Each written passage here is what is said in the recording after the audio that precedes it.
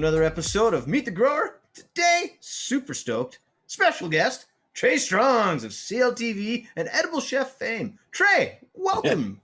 I'm just happy to have you here, man.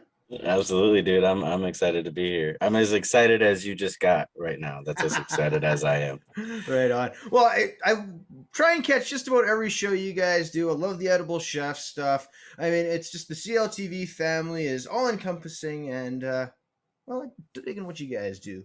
With that being said, before we get into it, a couple of housekeeping items. Shout out to the sponsor, Mars Hydro, over there to the left of me. Well, right, I guess, depending on how you're looking at it. They take care of me. And if you guys are looking to get yourself a grow light, I suggest you take a look in the description. Got some discount codes and links and all that fun stuff, as well as links to other gear that Mars sells. And if you like what I'm doing, want to support me, hey, Patreon links below as well. Check that out. That being said, Trey, let's talk growing. Let's talk eating, man. You know what? Before we even get into talking growing and all that stuff, break it down for me how you became a trained chef. A little thing called culinary school. No. That's the thing is it's not, there is nothing proprietary about food. Very true, very true. I think the only thing that sets any one operator of food aside from the next is what you do with it. So I think, I'm classically trained, a degree in professional cookery through Kendall College Riverworks, which is out of the Chicago downtown area. Right. Also known for graduating a few Iron Chefs. So there's the officials, right? But at the same point, I graduated from there and came home to kind of a closed mind mentality and thought, how do I separate myself from this kind of unproprietary situation of what I came home to being the land of meat and potatoes, as we like to say, and throw some cannabis in it, and that's kind of where I got, that's like the snippet that down the line that this is where I'm at. Obviously been working with just to build CL Media, CLTV at the start, and really, as Rob would probably tell you, I was kind of supposed to be a weatherman of sorts, like, and we're going to Trey with the Medical Minute, what are we cooking today, chef, type of deal, and it turned into much more than that, and that's absolutely fantastic. So I'm excited, and there are a lot of people who grow out there. There are a lot of people who consume out there. There's a lot of extractors out there.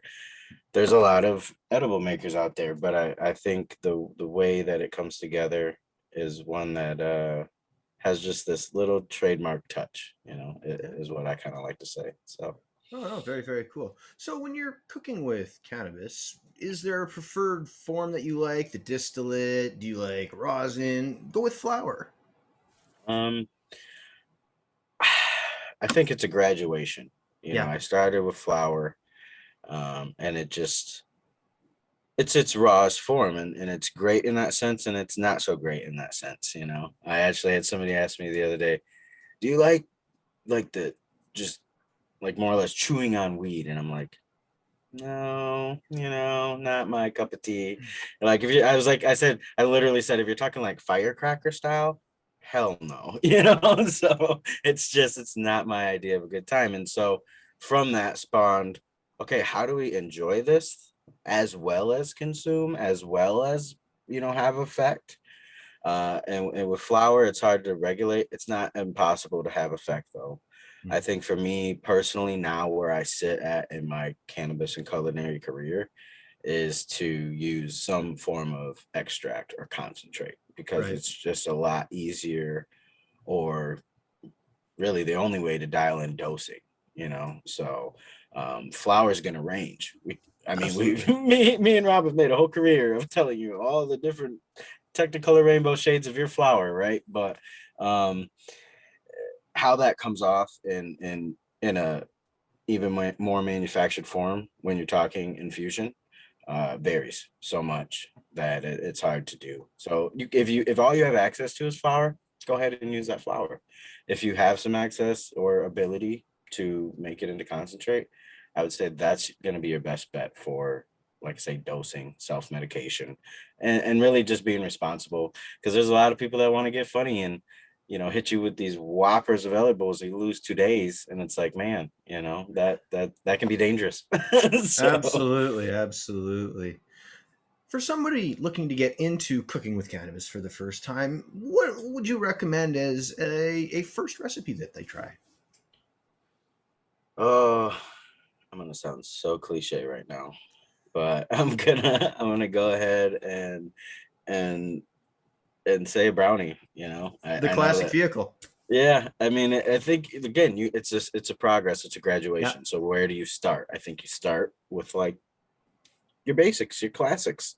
You know, check out on the channel my brownie recipe. It's literally called now the $26,000 brownie. You know, I know it sounds corny, but it's literally has that equivocal value for some folks out there. Shout out to Jaria Black out there. I know you'll be talking with her soon. So Oh, very soon. Yeah. shout out to her. 100% grow me, and really just her appreciation of my work has almost given me a fuel to be better. You know what I mean? Yeah. Yeah. But have confidence in what the foundation has already been. So I definitely say start with brownies and really go from there, because that's what I did. And dude, I'm 200 recipes deep. You know, so it's just, oh, we can put it in this and this and this and you know, you can go wild after that, but figure out the basics first. You know. So if somebody tells you that they can't get high off edibles because there is a chemical process in the body that can affect that, do you have a way to help? Well, yeah, actually, Rob tells me all the time he doesn't get high from edibles, yet he don't ever want to eat my edibles. Riddle me that one, Batman. No, Hmm. I would say, see, it's hard, right? Because I think, you know, he's my brother, but he's going a million miles a minute, and I think for certain people who have that metabolism or that just inner workings, that their shit's just on overtime all the time, I think it's really hard for them to effectively uh be affected Yeah. by Yeah. edibles. So I think my suggestion to them is this, and I think I've said this to Rob before, is like increase your milligramage, not only to the sense of like THC, but full spectrum. Yeah. So if you're looking to get that same effect that your average person would from a brownie and just be kind of couch locked, chilled back, you know, increase your actual THC milligram and add some form of that 1-to-1 CBD, whether it be, like I say, just straight isolate. Obviously, you're going to have a better range with full spectrum if it has at least that 0.03 THC in there, and literally combat it as you take that high milligram THC edible, back it with the CBD so that you're getting that full spectrum. And some people would say, oh, well, Trey, isn't CBD going to kill the high, you know? And it's like, not for somebody's body who's just churning and burning. They're literally Yeah. going to need that driver of the 1-to-1 to sink into their endocannabinoid system. And I'm not here sitting here saying, oh, now that person's going to just be to the moon, because again, their metabolism could just be so speedy that it's not going to react the same. But I would bet you they're at least going to feel some relief, Hmm. because I know, again, for Rob, like he's tried that and he's like, yeah, maybe I'm looking at it as like, hey, I'm gonna get mollywopped, when really I'm just like feeling that relaxational benefit. You know, I'm not necessarily going to sit there and be stoned out of my gourd, but I'm gonna feel relaxed. And I Yeah. said, well, see, that's a win to me. If you're sitting here Totally. telling me you're not feeling anything, but now you're feeling relaxed, that's a win. I'll take a win any day of the week. Right, right. Right. So And I've heard about mango potentially helping ingesting mango ahead of time. It's got a chemical compound in it that can help THC transcend the blood-brain barrier. But I'm not a scientist, so do your own research, folks. right, right, yeah. It's may work for some. That's the best I can tell you on that. Yeah, for sure, for sure. Bringing it back around now, let's talk growing because hey, Yeah. that's definitely a hobby that we all enjoy. The grow store. Let's talk about that for a minute. Now, forgive my ignorance. Are you run the grow store, or do you own and run the grow store? How does that work? I run the grow store for many years, Okay, so I definitely take ownership. I don't actually have any ownership in the grow store, but right.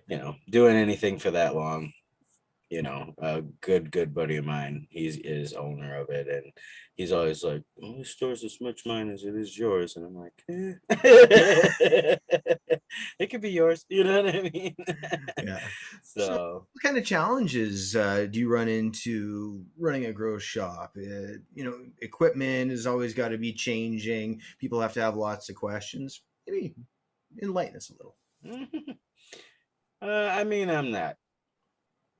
The challenge of the grow store is people, and I hate to say that, but that's being honest.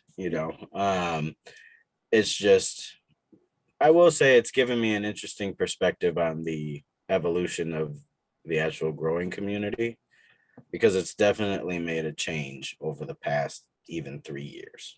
Yeah, You yeah, know, medical years were severely different than legal years have been for us. And legal years have been uh, eye-opening, but it's also a little difficult to, and I'm sure you've heard this, or even the community has felt this a bit, that transition from kind of that super gray or black area to what is this seemingly all right and legal now. yeah, yeah. So it's that's been more interesting than anything, I think. With COVID and everything, definitely stock has been an interesting thing, which leads me back to people, thinking, that somehow they're more important than a pandemic, and so Too it's much of that it's going on, man. yeah, so it's just one of those things. Like, trust me, people, if I could help you, I would. I mean, your garden doesn't do much for me, but I would gladly. I don't want to stunt you for just for shits and giggles, but I'm not the cocoa core source or wherever the shortage is coming from. It's just one of those things that it's tough. But the people that appreciate your help, those are the ones who make it worth it. Just because, like I said, the medical years were a lot different, a lot more monet monet money driven. I'm just gonna put it out there, and now you're seeing a lot more people who want to just literally take it into their own hands, which we've known this growing community to already exist online or in these Discord chat rooms or whatever the heck, but not outright, not for me, like face to face, until these last couple of years, where you have moms and pops and your average joes and this and that starting their own little closet grows or basement grows or garage grows or whatever the case is. And it's interesting to see people start to crawl the walk with it. That's really, it's cool. That stigma is going away, and I totally agree with what you're saying. I myself will be over at the grow shop, and you see people walking in that don't really look like they would be the cannabis type, but then you hear them start talking. It's like, you're one of us. This is awesome. Yeah. You know, that's For sure. fantastic, and it's all about that message, man. I mean, just the more people that we can get growing, less money goes to corporate. Yep. Yep. 100%. And I think, like I say, a lot of people do want to take that into their own hands, and they do want to learn. It's Yep. just you can usually tell right away whether or not somebody's wanting to learn or wanting for you to tell them. There's this a lot. That's, I think, the thing. So many people want that instant fix, and we know there's really not such a thing as an instant fix in the garden. It usually is going to take some time, some Yes. dedication, some trial and error. So it's just, it's tough to be like, well, I'd love to say just one thing that's going to instant presto make your garden magical, but it doesn't exist. If it did, I'd already have it. Yeah, no kidding. You share some of that with me, please. Talk talking specifically about growing now, tell me about your own grow style, how you started, and where you are now. Oh man. Um, Started outdoors. I think a lot of people kind of go that route. That is how a majority of the people through the shop nowadays will do it. And I say, hey, kudos to you. Yep. You're not gonna have to invest in lights and this and that and the third. You know, throw them outside and literally just see what the plant does. And that's what I first ever did. It was just a bag seed, and I threw it in a pot from like a gardening center or something, and I just let it do its thing. And I think I got like a quarter or something off of it, maybe a little bit more than that. Maybe a little bit more than that because it was an outdoor girl, but she no training, just like, Yeah. oh, she's alive. She's Yep. still alive. I didn't even know Kill it she was a yet. she at that point. I wasn't even that smart about it, but it's still alive. We're good. And it just evolved from there. I think I didn't like concurrently grow after that. I've, always consumed, always felt that it helped me severely with just all sorts of things. But it wasn't until I found the local grower community here, really through the shop, that gave me like a guidance, a little apprenticeship through, you know, kind of what not to do, because you saw a lot of like, yeah, that's not good. Don't do that. And a couple of take home notes of like, oh, I'm an idiot. I should be, you know what I mean? That's Like, why that is. yeah, yeah. Don't leave your lights on 24/7 and expect something to happen, Yep. like just things like that. And, now years later, I've been a part of quite a few larger scale gardens. I mean, and it's been a pleasure and a curse sometimes, but it's been a learning experience, and that's the stuff that you can't take away from it. All these newbie growers that come in, I can't tell you how to deal with spider mites. You're gonna have to get spider mites, and then you can figure out how to get rid of them. And obviously there's a lot of information that you can figure out how to get rid of them, but it's not until you deal with them in your house that you Oh, can I really, know. you know Yep. it's like a rite of passage, is like what we always used to say. It's like, Oh, yeah, for sure, for sure. I mean, there's two types of growers: those who've had spider mites and those who haven't. So, right, exactly. So I kind of got off track there, but I've always grown in a sense to like grow for the betterment of the situation, to get the most out of whatever I'm doing. So, I've never been really a large plant grower, even outside. Like I've said that for years. People are like, "Oh, I'm going in 100 gallons." I'm like, my max is 10. Like I like to have my real estate work for me, even inside. yeah, I've yeah. ran a 4x4 for years, and I've ran 4 plants in there. I've run 16 plants in there. It kind of just depends on. A lot of that was trial and error. Obviously, I didn't stick with the 16. Like 9 is a sweet spot for me in a 4 by Okay. 4 if you're looking for an opinion. Um, for a long time, me and Rob were super anti LED, and just over the last couple years, I don't think any of us are running HPS anymore, The or tech has come you so know, far in such a short period so of time. It's yeah. not to knock the HPS or the CMH lights. Like they have their place, but it's old tech. Like if you're buying new, there should be no consideration for the older style. But if you're running the older style, it ain't broke. No, yeah, and I mean, dude, I love my 315s. You could not. I mean, Rob switched up way before I did. I was like, whatever, I'm running my 315. Screw you and your LEDs, like traitor, like Grumble, grumble.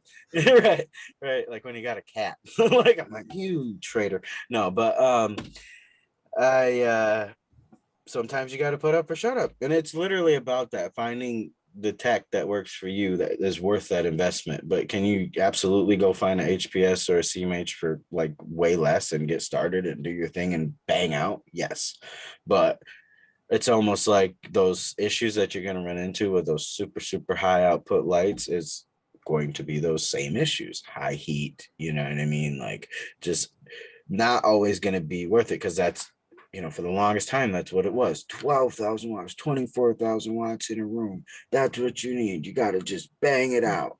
Nothing, you know what I mean? Yeah, And yeah. now it's like, yeah, a Hummer was cool in 2004, but like Priuses are where it's at now, like it or Oh yeah, not. yeah. So it's just, it's come so far. You're right. And I think my style has transitioned throughout that time. Absolutely.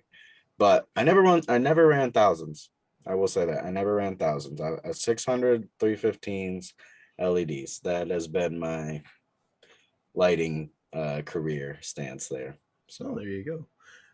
Bringing the conversation back into the grow shop for a minute, and still staying on grow styles. Organic, synthetic. What do you guys see more of where you're at?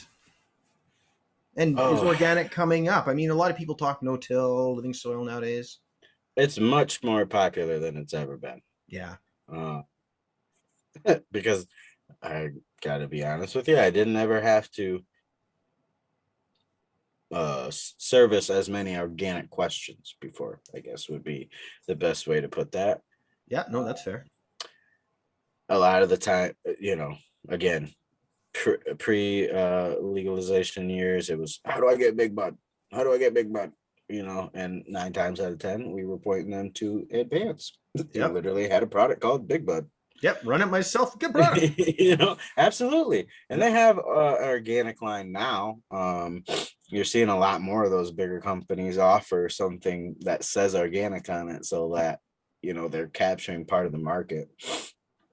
um but yeah, I would say a lot more people are, there's been an increase. I think there's still bottled growers, there's still people who want it kind of easy peasy, and obviously it's easy depending on who the grower is. But a lot of people, I guess I would say, who depend on that synthetic return, because right. I think the battle has been like, even before you said synthetics, it was like salts versus organic. It was like organic, you're going to get less yield, but better profile or definition of what that plant is. And with salts, or like hydro growing more particularly, you'll get faster growth and more weight. And when you're talking a money driven niche at the time, Of what are course. you going to go for? Yeah. So I think now what you're seeing is a greater demand for a more developed profile of the flower. People want better quality, and you're not always going to necessarily get that with a full synthetic, heavy force fed line. Um, and so I think you're seeing an increase in that. And then just like organic food. I remember, my mom was one of the first people to shop at like those health hut places, because she'd come home with the funny snacks, and my stoner friends were like, "What the hell are these?" You know what I mean? And, like, no flavor and whatever. Chia And, seeds. right. And now it's everywhere. Yeah. Like Whole Foods ain't the only one type thing. So Yeah, for sure. I think you're seeing that sway a little bit as well. A little bit more of that population or percentage of the population wanting it to be organic. Even when people come in and they have pest issues, they're like, "But is it organic?" And I'm like, "Well, kudos to you," because there was a lot of those years where they were looking for stuff under the table that you weren't supposed to be spraying on your plants, and you were just in a desperate situation.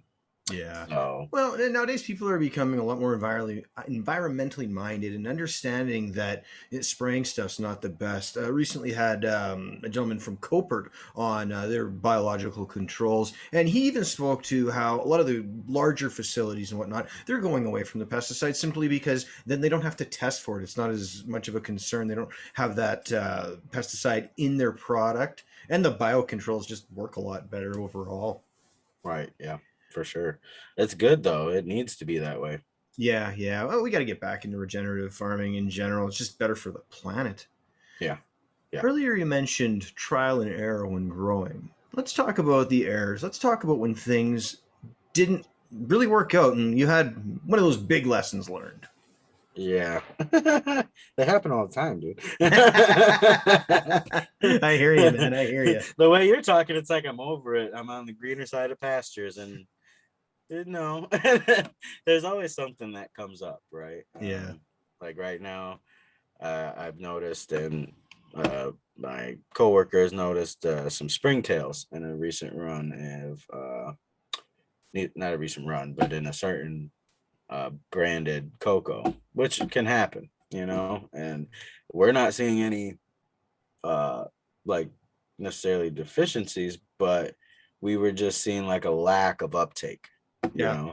and he's like, yeah, I think I grabbed that. I said, yeah, you too. Yeah, okay, and Rob's talked about that before. He had root aphids from a certain distributor of dirt, and so it's just one of those things. I think for me, when you're talking life, the springtails, the mites, those are and those are peanuts in comparison to powdery mildew. I think I just have like PTSD with that stuff. It was Yeah. just like when I thought I got rid of it, it wasn't gone, and it just kept coming back, and I literally had to shut all the way down because it wasn't the initial outbreak was horrible. It was flower run. It was coated. Um, and it just was. I was pulled out of town. My mother was in the hospital, so you know what I mean. Things happened, but Yep. then trying to bounce back from that, it just one or two spores or something in the room just That's kept all coming it back, takes. and Yep. I'd see it in my veg, just little spots. And now, even if I spray, which sometimes you'll have a residual on your plants if you spray something, I'm like, like Oh I'm yeah. on it. It's so bad. It gives me anxiety. I can believe that. I can believe that. Touching back on pests, then, how do you approach IPM? Oh, I'd like to say I'm on it, and I try to be, but I notice exactly when I slack because that's when I start to see an issue. Yeah. I do try to implement a systemic SNS 209. It's essentially like rosemary oil and Hmm. uh, think garlic oil, just something that goes into the plant and makes it so if you do have an issue, that it's a little less that they want to go for it. It's not a complete deterrent if you have an issue, Yep. but it's helped me stay pretty good. Other than these springtails, which are in my soil, so I'm just root drenching at this point, um, and hoping for the best. I think honestly, after this run, I'll just probably switch off the brand of cocoa that I'm using. So and you make those pivots where you have to, because otherwise you suffer. Yeah, adaptability as a grower is such an important skill to have because there's always going to be a new challenge in the garden. Sometimes everything kind of gets dialed in and just goes really well. Talk about that best grow when it just went completely perfect Yeah. or has. I was gonna say those are the more rare tokens of Yeah. things that go down. Those are like, man, I said this to Rob the other day. There's certain harvests I like hear about from him, or runs I hear about from him, and then I never hear about him again. And I'm like, he's like, yeah, it wasn't worth talking about. I'm like, okay, like I have that too. He'll be like, well, don't worry about this stuff. No, we're not gonna talk about that. But I think my Wi-Fi grow. It's so funny because while we were running that, and that was 2 years ago now. That was just a really great run for us. We had the perfect setup, just a completely built out, a room built to grow in. And Yeah. I think that really makes, I mean, you can get away with a grow tent. I've done it for years, but having a room to grow in, that's all it's meant for. Yep. Just really gives those plants a happy, happy, happy place to be in. They're Environment is dancing, so they key. were swinging, it was a monocrop, so it wasn't anyone trying to get in on anybody else. They were all happy with each other. um I think even among the local CL crew here who was able to run the Wi-Fi while I had it would say that that was the best run of it. Like, it was always good, but that run was just, it was great. It was That's great. awesome. That's awesome. Gotta love it when it all comes together. Oh, dude. Yes, So, sir. speaking of coming together, you and Rob, I mean, you guys are doing a tremendous job with the CLTV thing. What attracted you to working with Rob in the first place? um Well, nothing. Have you met the guy? No, I'm just kidding. Ooh. No, no, no. No, I know I'll get shit for that. No, I mean, and he'll tell you we were not friends prior to this. He was just a guy. Well, his dad was a customer at the grocery store, Okay. and he was a kid who came in a couple of times and left me his card for a music production company or something that he was running at the time. And I was like, okay. I mean, I'm not into making music, but I see you. You out here grinding. You're trying to, you know what I mean, put on for something. And that really struck a chord with me, however I felt about the guy, you know. And it wasn't until later that he approached me with the whole Medical Minute thing, you know, and I think he's told this story before. CL Media initially, or CLTV initially, started with like 6 other people, Yep.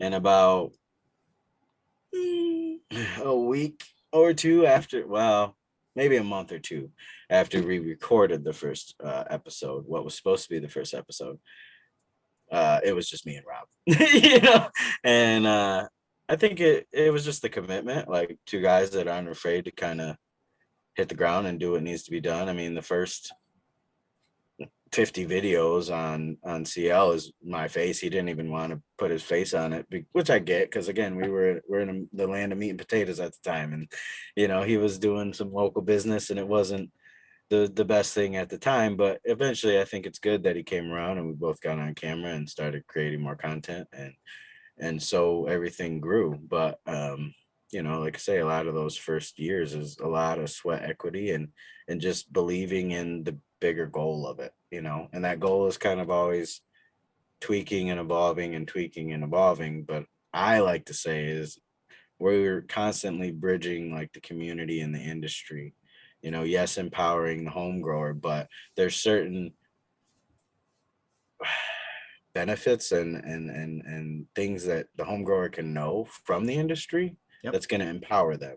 That knowledge, your knowledge with cannabis, is going to empower your experience with it, and that's what we aim to enhance and provide you with, is more knowledge, more information, so that you can better your experience with it. And the more that happens, the more that stigma gets broken, and people can just come together over it, and not have this weird, shadowy, shady situation, you know, associated with it. Yeah, So, yeah. And you know, generally I'll ask what industry could be doing more of to help the home grower out, but you just answered it. You know, it's bridging that gap between the community and the industry, and bringing us closer together, helping us understand. And then those members of industry who think that people shouldn't be home growing should be ousted. So, yeah, no, I think it's completely asinine to take away the home grower. These oh, companies would have no money, and yeah, like the commercialized side of it, once they buy 150 of whatever it is, they're pretty much done. You know what I mean? Like, unless you're talking like consumables, like nutrients or something like that. But even then, like, there's only so many facilities that you're gonna see. That home grower is gonna go through 2 or 3 lines. I've seen it myself. You yeah, know, they're gonna bop around because they want to enhance their garden. Well, what does that do? That sells a couple more bottles of nutrients for you, doesn't it? Sells a couple more bags of dirt, sells a couple more, you know, whatever it is. If they have a pest issue, it's gonna sell more of that. You know, I just I agree with you. I can't imagine a world without home growers. That would be the industry would collapse. I feel like the industry doesn't have much of a foundation if you take away the home grower, because the facilities are great. Those are those one-off bonuses, or once a month quarterly bonuses.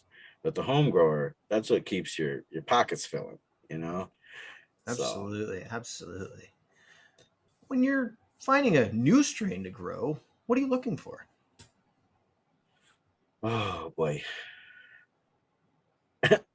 Ease of growth without too much finickiness, because I'm not Rob. I don't have the patience to deal with the finickiness of like the headbanger to find that. Yeah, yeah, I want you to be solid off the rip, and ultimately,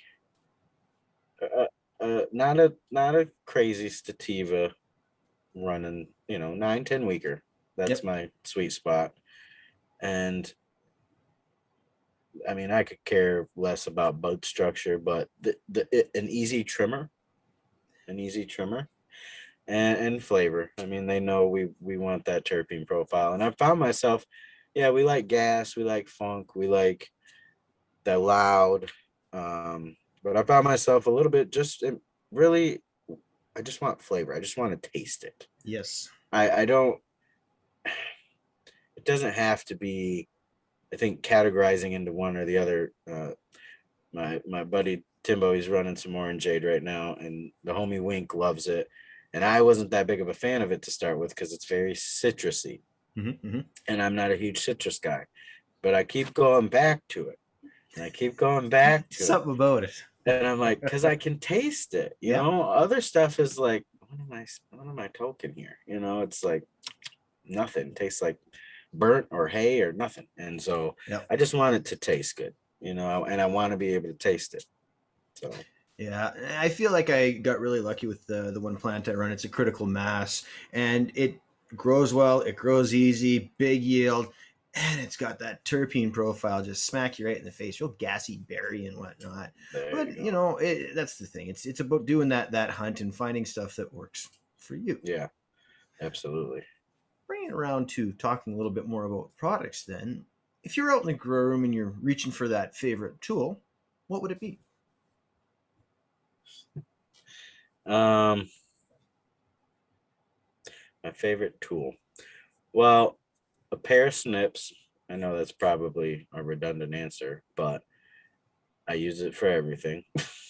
Doesn't matter if I'm cutting soft tie, a piece off of a plant, a cord, a wire, whatever the hell it is. I'm always like got one pair of snips that's kind of wore down. But I was gonna say my favorite like hack tool in the garden is like a plant tray.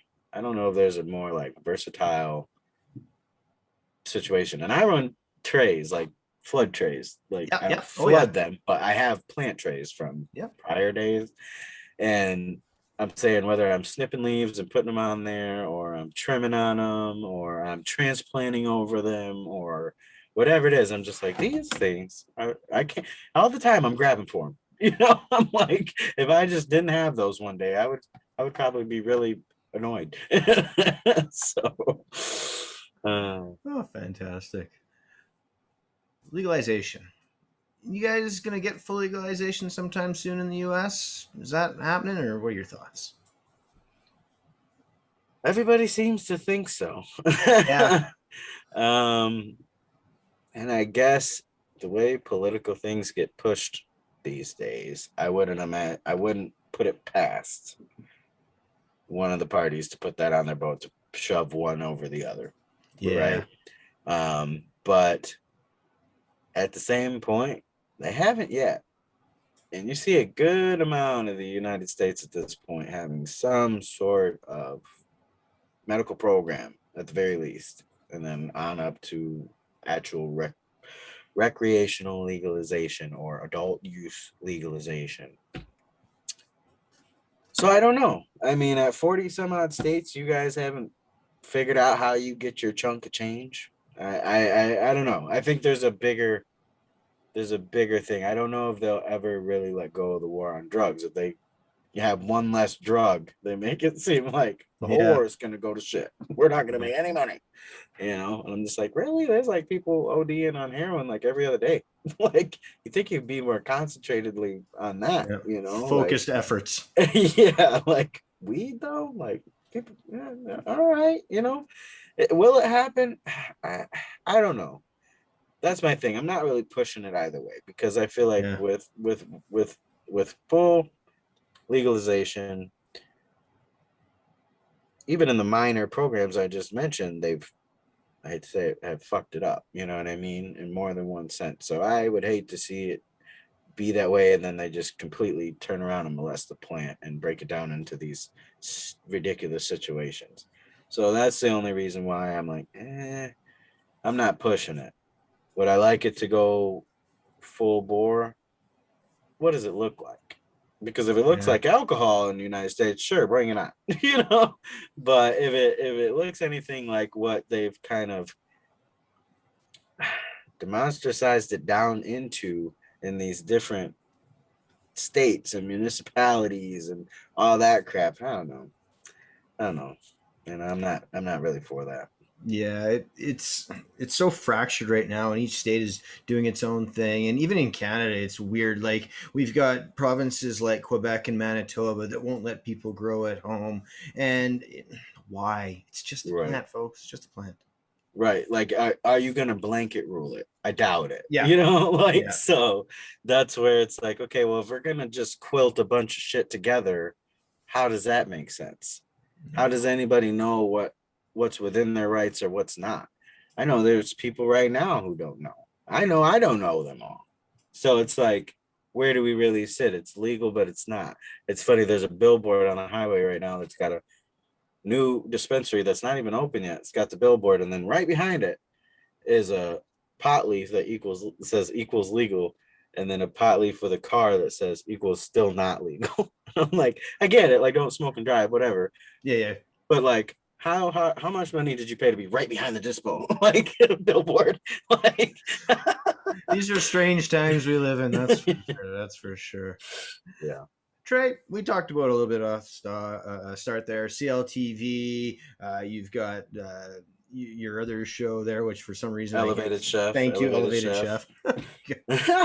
You're good. Where else can we find you online? Instagram? Anywhere else you want to plug? Yeah, CLTV, obviously, Elevated Chef. Instagram, there's a couple of them. Treystrongz 420s, my personal account. Also see some content of mine on Natural Cannabis Lifestyle TV, Instagram. Elevated Chef 420 for all things EC related. We're going to be dropping way more content for you foodies out there who want to get your culinary and cannabis on. An Elevated Social. If you guys so happen to be in the Michigan area for whatever reason and you are watching this and you want to get down with some of the events that we are hosting, please check us out at elevated.social. That's online and on Instagram. Awesome. Trey, it's been great chatting with you today. I have one more question though. What do you think the next big thing for cannabis is going to be? You know, I've seen this question.